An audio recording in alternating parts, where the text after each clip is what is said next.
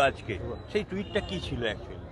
টুইটটা কি ছিল বলে টুইটে লেখা আছে, টুইটটা এখন না এক্স হ্যান্ডেল। হ্যাঁ, এক্সেন্ডেলি চুরি করেছে লেখা আছে, justice for Abhaya, cut money for Trinamool. CCTV থেকে ডাকাতি করেছে, এক একটা সিসিটিভির দাম 3.5 লক্ষ। গতকাল ফিরহাদ হাকিম বলেছেন এটা অনেক দূর যাবে, ওয়েবেলের সব মালগুলো ধরা পড়বে।